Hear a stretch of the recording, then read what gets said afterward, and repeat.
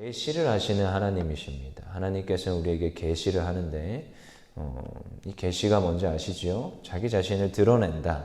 그래서 이 하나님께서는 자기 자신을 드러내기를 기뻐하시는 분이십니다. 이 특별히 이제 구약에서는 이제 뭐 여러 가지가 나오겠지만 말씀으로 계시하지만 선지자를 통하여서 그가 택한 몇 사람을 통하여서 하나님은 계시를 합니다.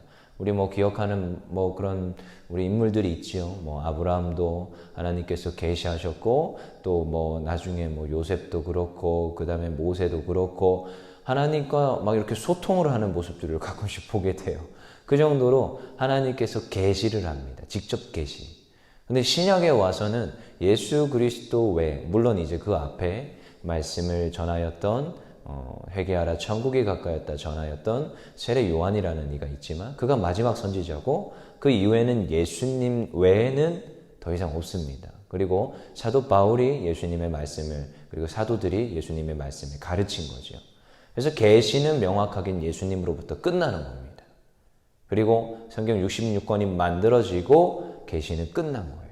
그 이후에 어떤 이가 어디에서 돌을 닦다가 하나님께서 나에게 말씀하셨다. 이런 말도 안 되는 얼토당토하는 게 지금 현대 시대에도 있습니다.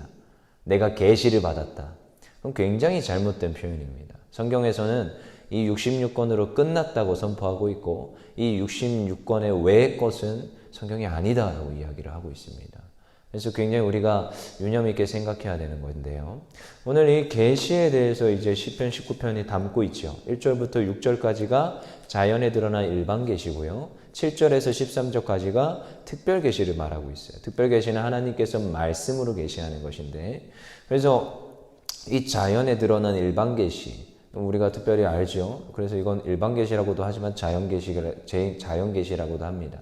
그래서 모든 이들에게 주어진 거예요. 그래서 세상 모든 이들이 그냥 가질 수 있도록. 여러분 공기도 이것도 하나님께서 주신 계시입니다. 공기도.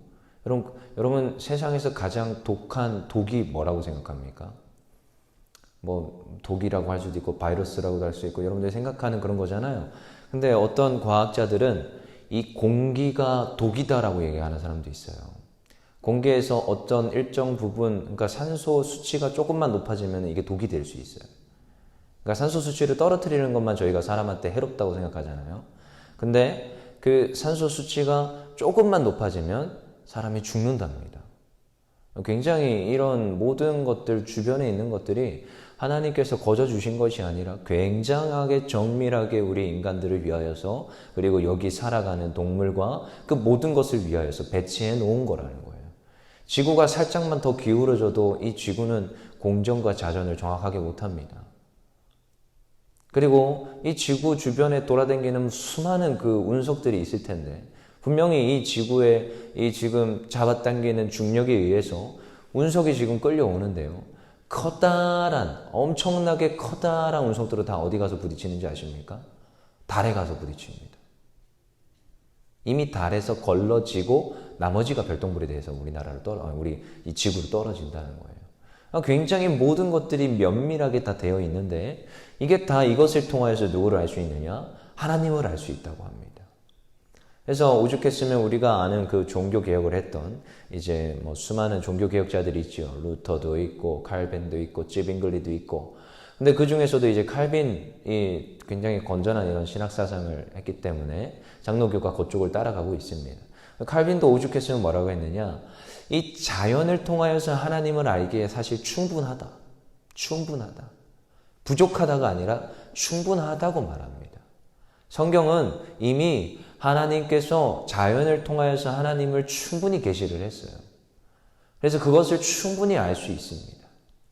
근데요, 인간들이 그것을 알 수 있는 능력이 된다, 안 된다? 안 된다는 거예요. 아담은 됐을 겁니다, 아마. 최초의 인간이었던 아담과 하와는 가능했었을 거예요. 그렇지만 그들이 죄악을 저지르고 범죄함으로 그것을 할 수 있는 능력은 상실되었다고 하는 거예요. 그래서 칼빈이 말하는 것이 뭐냐? 이 인간의 전적 타락, 하나님을 알 수 있는 지혜가 없다라고 하는 거예요. 왜요?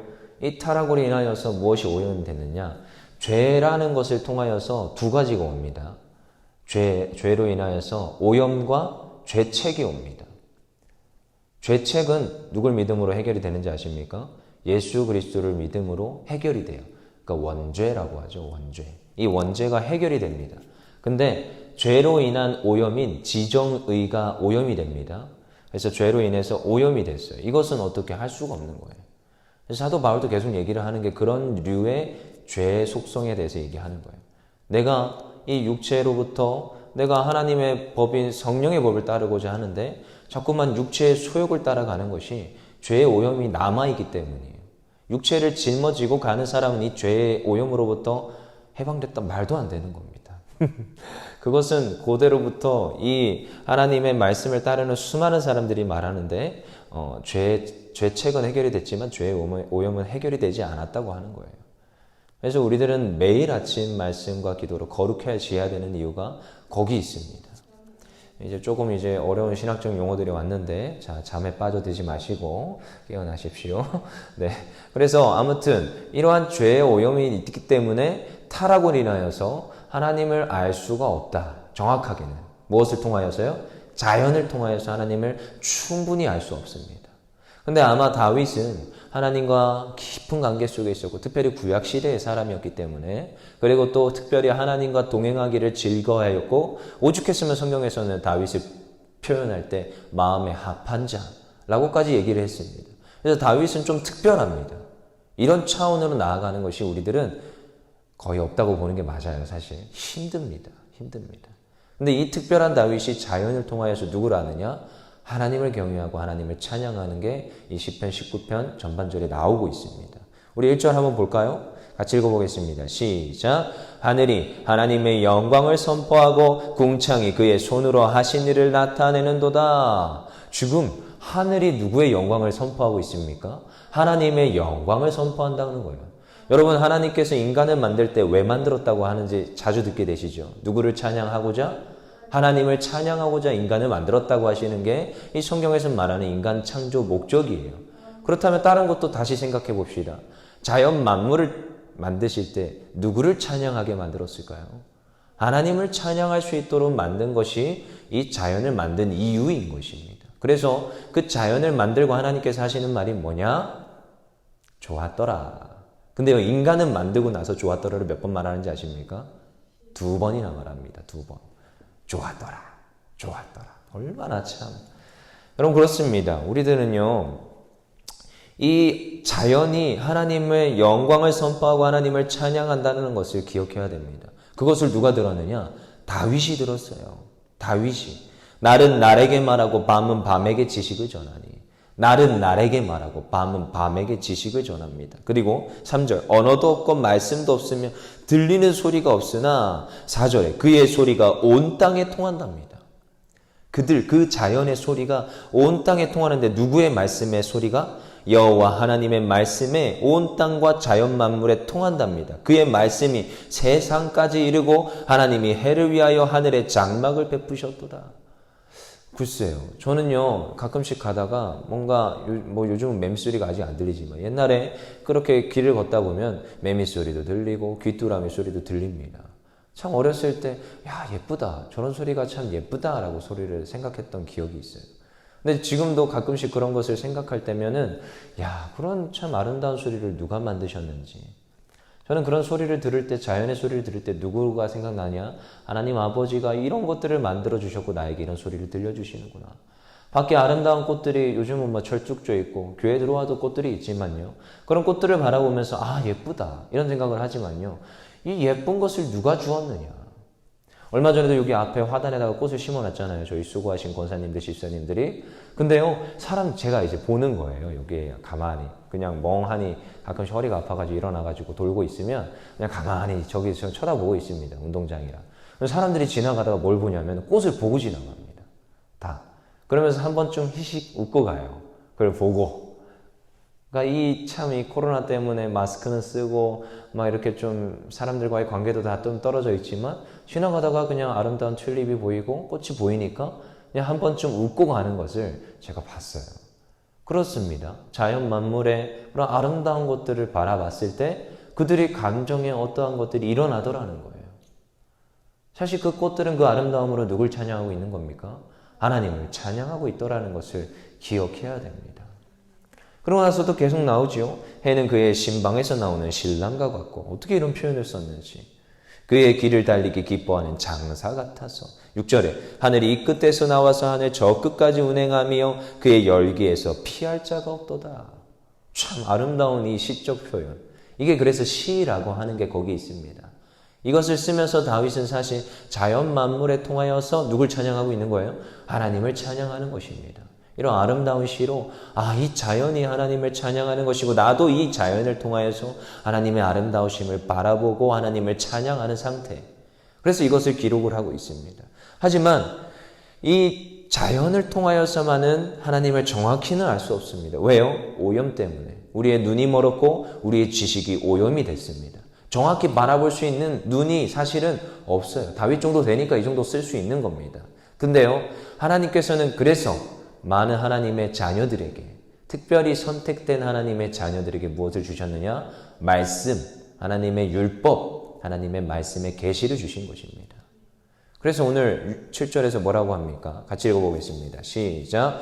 여호와의 율법은 완전하여 영혼을 소성시키며 여호와의 증거는 확실하여 우둔한 자를 지혜롭게 하도다. 여러분 그렇습니다. 하나님의 이 말씀인 하나님의 말씀은 이 66권의 성경은 우리에게 무엇을 주십니까? 지혜를 주십니다. 지혜를. 이 율법은 우리의 영혼을 소생시키십니다. 그래서 하나님께서는 이 인간들의 이 죄의 오염으로 타락한 인간들에게 극약으로 처방하는 것이 무엇이냐? 구약과 신약인 거예요. 이게 약이에요, 약. 농담으로 받아들이십시오. 약이에요, 약. 그래서 이 성경은 66권이고 다른 어떤 것도 없습니다. 그래서 66권의 성경만이 완전하게 하나님을 알기에 충분합니다. 이것 외에 하나님을 알기에 충분하다 말하는 것은 이단이고 사탄 마귀의 계계라는 것을 여러분 간파하셔야 됩니다. 그래서 오늘 말씀 속에서 무엇이냐? 우리에게 무엇을 준답니까? 6절에 지혜를 준답니다. 지혜. 7절에 이게 지금 7절이 제가 7절이죠. 그 다음에 8절에 여호와의 교훈은 정직하여 마음을 기쁘게 한답니다. 정직하여서 우리의 마음을 어떻게 합니까? 기쁘게 합니다. 그리고 여호와의 계명은 순결하여 눈을 밝게 합니다. 우리의 눈이 어두워져 있으니까, 우리의 마음이 날마다 죄악 가운데 오염되어 있으니까, 우리의 지식이 지금 오염되어 있으니까 다 무엇을 하느냐? 지, 정, 의를 하나님께서 회복시켜 주시는 것입니다. 근데요, 이건 잠깐이에요. 이 죄의 오염은 사라진다, 안 사라진다? 안 사라집니다. 무엇을 덧입고 있는 동안? 육체를 덧입고 있는 동안. 그래서 매일같이 말씀을 보아야 하는 이유가 여기 있습니다. 그래서 아침에 말씀을 보고 기도하는 것은 이상하게 우리 대한민국에만 있는 전통인데요. 여러분, 이 새벽 기도가 이 대한민국을 이렇게 세웠습니다. 이상하죠? 그 외국의 저도 애플을 많이 쓰지만 굉장히 우리 담임 목사님 안 좋아해요. 왜 외국 걸 쓰냐 이러는데, 아무튼 여기 있는 기능들을 쓰고자 이런 기기들을 씁니다. 근데 이 세계적으로 각광받는 기업이 있어요. 우리나라에 있는데 삼으로 시작하는 그런 기업이 있습니다. 근데 그 친구들이 굉장히 똑똑하다 그러고 세계에서 칭찬을 합니다. 어디서 이런 아이디어가 나왔냐? 어디서 이런 지혜가 나왔냐 하는데, 여러분 그 모든 것들이 다 세워지고 탄탄대로로 올라갈 수 있었던 이유가 어디 있는지 아십니까? 이 대한민국에만 유별나게 있는, 물론 이렇기 때문에 이렇다 말하긴 좀 뭐하지만 제가 생각하기엔 그렇습니다. 이 대한민국 사람들이 축복받았고 하나님 앞에서 지혜를 얻을 수 있었던 이유는 이 새벽 기도와 하나님 앞에 말씀을 사수하였던, 날마다 하나님 앞에 기도하였던 그 기도의 재단이 있었기 때문입니다. 이상하게 우리 대한민국에 있는 이 새벽 기도 이 예배예요. 근데 그 가운데서 사람들이 무엇을 얻느냐? 새벽 기도하고 가서 직장에서 일하는 가운데 지혜를 얻는 것이고, 왜냐? 여기서 나오잖아요. 우둔한 자를 지혜롭게 한다. 그리고 그가 기도하지 않았는데 그의 어머니가 와서 기도하고 그 자녀를 위하여서 날마다 기도하는 것을 우린 기억해야 되는 것입니다. 그 다음에 9절, 여호와를 경외하는 도는 정결하고 영원까지 이르고 여호와의 법도 진실하여 다 의로우니. 하나님의 말씀은 의롭습니다. 그 말씀은 우리를 영원까지 그의 진실함으로 인도하시는 것입니다. 그래서 10절에 무엇입니까? 금 곧 많은 순금보다 더 사모할 것이요 꿀과 송이꿀보다 더 달도다. 하나님의 말씀은 꿀보다 답니다. 이걸 아는 사람은 압니다. 한 번도 안 먹으면서 사람은 있지만 한 번 먹으면 계속 먹게 되는 거예요. 왜요? 맛을 아니까. 맛을 보면 맛을 아는 샘표 간장. 맛을 알아야 하는 거예요. 맛을 알면 계속 먹게 되어 있고 계속 읽게 되어 있고 이 말씀이 나를 거룩하게 만드는 것입니다. 그래서 그의 법을 따라서 살아갈 때, 그의 말씀을 따라서 살아갈 때 하나님을 깊이 아는 것이고 하나님을 아는 것은 나의 인생이 잘 되어지는 것입니다. 그래서 그의 14절에 뭐라고 결론을 맺습니까? 14절 우리가 같이 한 목소리로 같이 읽어보겠습니다. 시작. 나의 반석이시요 나의 구속자이신 여호와여 내 입의 말과 마음의 묵상이 주님 앞에 연락되기를 원하나이다. 이러이러한 특별 계시와 자연 계시를 통하여서 내가 하나님을 알았는데 그 여호와는 나의 입술의 말과 마음의 묵상 주님 앞에 연락되기를 원합니다. 주님을 찬양하는 것, 주님을 생각하는 것, 주님을 깊이 묵상하는 이 모든 것들이 하나님 받아 주시옵소서. 이 묵상의 상태들. 그래서 이것을 통하여서 우리 나온 찬양도 있습니다. 그런 찬양 아십니까? 나의 입술의 모든 말과 나의 마음의 묵상이 주께 연락되기를 원하네. 생명이 되신 주, 생명이 되신 주, 반석이 되신 주, 반석이 되신 주, 나의 입술의 모든 말과 나의 입술의 모든 말과 나의 마음의 묵상이 주께 연락되기를 원하네. 아멘. 주님, 오늘도 우리가 이 자연을 통하여서 하나님을 찬양하기 원하고 하나님 또한 하나님의 주신 이 말씀을 통하여서 하나님을 찬양하며 하나님께 오늘도 하나님의 말씀을 깊이 묵상하여서 우리의 삶이 주님께 연락되기를 원합니다. 그렇게 기도하며 나아가는 하나님의 백성들 되기를 간절히 소망합니다. 기도하겠습니다.